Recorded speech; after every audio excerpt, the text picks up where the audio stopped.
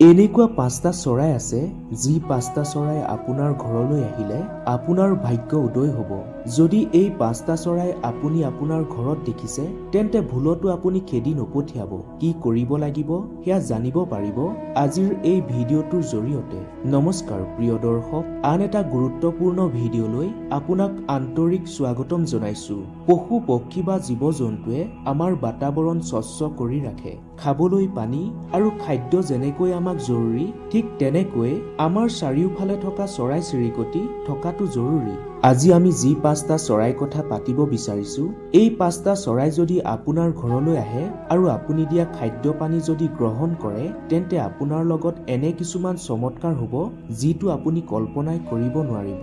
লোকবিশ্বাস অনুসৰি ভাগ্যৱানজনৰ ঘৰলৈ আহিহে এই পাঁচটা চৰাই খাদ্য খায়। এই পাঁচটা চৰাই যাৰ ঘৰতে ভোজন গ্ৰহণ কৰে সেইজনে বহুত বেছি ভাগ্যৱান হয়। এই চৰাইকেইটা আপোনাৰ ঘৰলৈ আহিলে আপুনি নামাৰিব আৰু খেদিব যত্ন নকৰিব, বৰঞ্চ নিজকে ভগৱান বুলিহে ভাবিব। কাৰণ যাৰ ঘৰলৈ এই পাঁচটা চৰাই আহে সেই পাঁচটা চৰাই সৌভাগ্য লৈহে আহে। ধন ঐশ্বৰ্য দেৱী মা লক্ষ্মীৰ লগত লৈহে এই পাঁচটা চৰাই আহে। এই পাঁচটা পক্ষীৰ দৰ্শন মানে স্বয়ং প্ৰভু নাৰায়ণৰ দৰ্শন। আমাৰ ধৰ্মীয় শাস্ত্ৰ অনুসৰি ৰজা দশৰথৰ ঘৰলৈ যেতিয়া এই চৰাই আহিছিল তেতিয়া তেওঁ নিজেই এই চৰাইক খাদ্য খুৱাই দিছিল। যদি আপোনাৰ ঘৰলৈও এই পাঁচটা চৰাই আহে তেন্তে ধৰি ল'ব আপোনাৰ ঘৰত দেৱী দেৱতাই বাস কৰিবলৈ গৈ আছে। গতিকে এই পাঁচটা চৰাইৰ বিষয়ে জনাৰ পূৰ্বে কমেণ্টত মা লক্ষ্মীৰ নাম লিখিবলৈ একেবাৰে নাপাহৰিব। প্ৰথমে ক'ব বিচাৰিছো নীলকণ্ঠ পক্ষীৰ কথা। শাস্ত্ৰৰ মতে নীলকণ্ঠ ভগৱান শিৱৰ প্ৰতীক। এনেকুৱা বহুত কম লোকহে আছে যাৰ ঘৰলৈ নীলকণ্ঠ পক্ষী আহে। এনেকুৱা বহু কম মানুহহে আছে যাৰ ঘৰৰ ছাদ বা ছালত নীলকণ্ঠ পক্ষী আহি পৰেহি আৰু দানা পানী গ্ৰহণ কৰে। নীলকণ্ঠ এনেকুৱা এক চমৎকাৰী পক্ষী যাৰ দৰ্শন পালে মানুহৰ সকলো দুখ কষ্ট দূৰ হয়। গতিকে নীলকণ্ঠ পক্ষী যেতিয়া আপোনাৰ ঘৰলৈ আহিব তেতিয়া অলপো পলম নকৰি খাদ্য পানী আপুনি আগবঢ়াই দিব। আৰু যদি আপুনি দিয়া খাদ্য নীলকণ্ঠ পক্ষীয়ে খায় তেন্তে বুজিব আপোনাৰ ভাগ্য উদয় হবলৈ গৈ আছে। মই আকৌ কৈ থওঁ, এনেকুৱা খুব কম মানুহে আছে যাৰ ঘৰৰ ছাদ বা ছালত আহি নীলকণ্ঠ পক্ষীয়ে জিৰণি লয়। যাৰ ঘৰৰ ছাদ বা ছালত আহি এই চৰাইটোৱে বহে সেইজন সঁচাই সৌভাগ্যৱান। কাৰণ নীলকণ্ঠ সাক্ষাৎ মহাদেৱৰ অৱতাৰ বুলি কোৱা হৈছে। য'তেই আপুনি এই চৰাইজনী দেখিছে ভুলতো নেখেদিব আৰু নামাৰিব, নহলে আপুনি ভগৱান শিৱৰ ক্ৰোধৰ সন্মুখীন হ'ব লাগিব।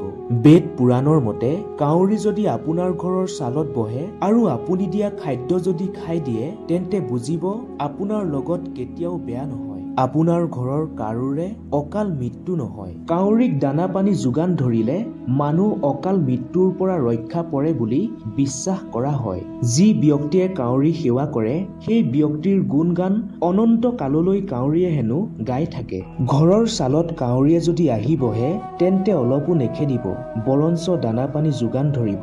কাউৰীক সেৱা কৰা মানে স্বয়ং শনি মহাৰাজক সেৱা কৰা বুজায়। কাউৰীক সন্তুষ্ট কৰিলে ৰাহুকেতু শান্ত হয়। কাউৰীক সন্তুষ্ট কৰিব পাৰিলে শনিদেৱৰ অসীম কৃপা আপুনি লাভ কৰিবলৈ সক্ষম হ'ব। কাউৰী শনিদেৱৰ বাহন, সেইবাবে কাউৰী সদায় আদৰ কৰিব।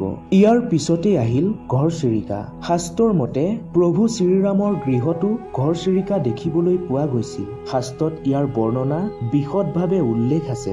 স্বয়ং ৰজা দশৰথে ঘৰচিৰিকা লক্ষ্মীৰ প্ৰতীক বুলি বিশ্বাস কৰিছিল। ঘৰচিৰিকা ঘৰলৈ অহা মানে সাক্ষাৎ মা লক্ষ্মী ঘৰলৈ অহা। যদি এই চৰাইবিধ আপোনাৰ ঘৰলৈ আহি দানা পানী খায় তেন্তে ধৰি ল'ব আপোনাৰ ঘৰত মা লক্ষ্মীয়ে বাস কৰিবলৈ গৈ আছে। এই ঘৰচিৰিকাই আপোনাৰ ঘৰত বাস সাজিলে সেইখিনি অতি মংগলকাৰী বুলি বিশ্বাস কৰা হয়। তেতিয়া আপোনাৰ জীৱনলৈ সংকট নাহে। ঘৰচিৰিকা আহি যাৰ ঘৰত বসতি পাতে বা বহি লয় সেইজন অতি ভাগ্যৱান আৰু তেনে মানুহৰ স্থিতি খুবেই মজবুত হৈ পৰে। ঘৰচিৰিকা মাত শুনাও বহুত বেছি শুভ বুলি ধৰা কৰা হয়। ঘৰচিৰিকাই চাৰিওফালে বাতাবৰণ স্বচ্ছ কৰি ৰাখে। ইয়াৰ পিছতেই আহিল পাৰ চৰাই। ঘৰলৈ পাৰ চৰাই অহাটো শুভ বুলি কোৱা হয়। যিখন ঘৰলৈ পাৰ চৰাই উৰি আহে সেইখন ঘৰত আহি দানা পানী খায় তেন্তে বুজিব সেই ঘৰৰ মানুহৰ ভাগ্য উদয় হবলৈ গৈ আছে। লগতে সেইখন ঘৰৰ মানুহৰ জীৱনৰো কিছু পৰিৱৰ্তন হয়। পাৰ চৰাই ঘৰত সোমাই বসতি কৰিলেও শুভ বুলি ধৰা হয়। এই চৰাই যাৰ ঘৰলৈ যায় ভাল কিবা এটা লৈহে যায়। পুৱা ভাগত ঘৰলৈ যদি ফেঁচা আহে তেন্তে আপুনি বুজিব আপোনাৰ ঘৰত দেৱী লক্ষ্মীয়ে বাস কৰিবলৈ গৈ আছে। ফেঁচা ওপৰত আৰোহণ কৰি মা লক্ষ্মীয়ে আপোনাৰ ঘৰত বাস কৰিব আহি আছে বুলি আপুনি বুজি ল'ব পাৰে। যদি ঘৰলৈ ফেঁচা আহিছে তেন্তে ভুলতো আপুনি খেদি নপঠিয়াব। পুৱাই পুৱাই ঘৰলৈ ফেঁচা অহাটো অতি মংগলকাৰী বুলি বিশ্বাস কৰা হয়, কাৰণ ফেঁচা মা লক্ষ্মীৰ বাহন। কিন্তু মনত ৰাখিব ৰাতি ঘৰলৈ ফেঁচা অহাটো একেবাৰে শুভ নহয়। ৰাতি সদায় অশুভ সংকেত লৈহে ফেঁচা ঘৰলৈ আহে। আপোনাৰ ওপৰত ধাৰ ঋণৰ বোজা বাঢ়িব পাৰে। ৰাতি ফেঁচা ঘৰলৈ আহিলে আপোনাৰ ধন হানি হ'ব পাৰে, মান সন্মান নাশ হ'ব পাৰে। এতিয়া জানো আহক কোনবোৰ চৰাই আপোনাৰ বাবে শুভ নহয়। এইসমূহ চৰাই ঘৰলৈ আহিলে মানুহ দৰিদ্ৰ হয়, সৰ্বনাশ হয়।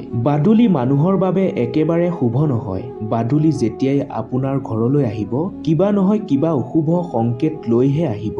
বাদুলিয়ে ঋণাত্মক শক্তি লগত লৈ ফুৰে আৰু যিখন ঘৰত বাদুলিয়ে বাস কৰে সেইখন ঘৰত বেয়া শক্তিয়ে বাস কৰে বুলি বিশ্বাস কৰা হয়। বাদুলি অহা মানে ঘৰৰ যোগাত্মক শক্তি নাশ কৰা বুজায়। মানুহৰ নৱগ্ৰহ পৰ্যন্ত নাশ কৰে বুলি বিশ্বাস কৰা হয়। আপোনাৰ যিকোনো মাংগলিক কাৰ্য বাদুলিয়ে বৰবাদ কৰি দিব পাৰে। বাদুলি ঘৰলৈ অহা মানে মৃত্যু অহা সমান। বাদুলিয়ে হেনো মানুহৰ অকাল মৃত্যু লৈ আনে। আপোনাৰ সৰ্বনাশ কৰিবলৈ বাদুলি আপোনাৰ ঘৰলৈ আহে। মনত ৰাখিব বাদুলি সদায় বেয়া বাৰ্তা বাহক। আপোনাৰ ঘৰত যদি বাদুলিয়ে কেনেবাকৈ বাস কৰিছে তেন্তে লগালগ আঁতৰাই দিয়ক। মানৱ জীৱনত সদায় বেয়া বাৰ্তা লৈহে বাদুলি আহে। ঘৰলৈ ঈগল আহিলে ধন লাভ হয়। গতিকে ঘৰৰ চালত যদি কেতিয়াবা ঈগল চৰাই আহি পৰে তেন্তে ভুলতো খেদি নপঠিয়াব, বৰঞ্চ নিজকে ভাগ্যৱান বুলিহে ভাবিব। কেতিয়াবা বহুতে ঈগলক অশুভ বুলি কয়, কিন্তু তেনেকুৱা কোনো কথা নাই। যদি কোনোবা মানুহৰ ঘৰলৈ ঈগল আহে তেন্তে সেই ঘৰখনৰ পৰিয়ালৰ ভাগ্য উদয় হয়। এই চৰাই আপোনাৰ বাবে শুভ বাৰ্তাহে কঢ়িয়াই আনে। এইবাৰ জানো আহক কোনটো চৰাই ঘৰত পোহাটো খুবেই শুভ। ঘৰত ভাটৌ চৰাই পোহাটো খুবেই শুভ বুলি কোৱা হয়। ঘৰত পাৰ চৰাই পোহাটো খুবেই ভাল বুলি কোৱা হৈছে। ঘৰত গাই গৰু পোহাটো উত্তম বুলি কোৱা হৈছে। গাই গৰু পুহিলে ব্যক্তিৰ নৱগ্ৰহ শান্ত হৈ থাকে। জন্ম জন্মান্তৰলৈ ব্যক্তিয়ে পুণ্যফল লাভ কৰে। কুকুৰা পোহাটো খুবেই ভাল বুলি কোৱা হৈছে। ঘৰত আপুনি বগা ৰাজহাঁহ পুহিব পাৰে। বগা ৰাজহাঁহ পুহিলে ঘৰত মা লক্ষ্মীয়ে বাস কৰে বুলি বিশ্বাস কৰা হয়। ঘৰত মেকুৰী পোহাটো বহুতেই কিন্তু শুভ বুলি বিশ্বাস নকৰে। প্ৰিয় দৰ্শক, আজিৰ ভিডিঅ'টোৰ পৰা যদি আপুনি কিঞ্চিত হ'লেও উপকৃত হোৱা বুলি ভাবিছে তেন্তে আন 10 জনৰো উপকাৰ সাধন হোৱাকৈ এতিয়াই ভিডিঅ'টো শ্বেয়াৰ কৰি দিয়ক। আন এটা নতুন তথা জ্ঞানবৰ্ধক ভিডিঅ'ৰ সৈতে পুনৰ লগ পোৱাৰ প্ৰতিশ্ৰুতিৰে আজিলৈ আপোনাৰ পৰা বিদায় মাগিছো। ধন্যবাদ।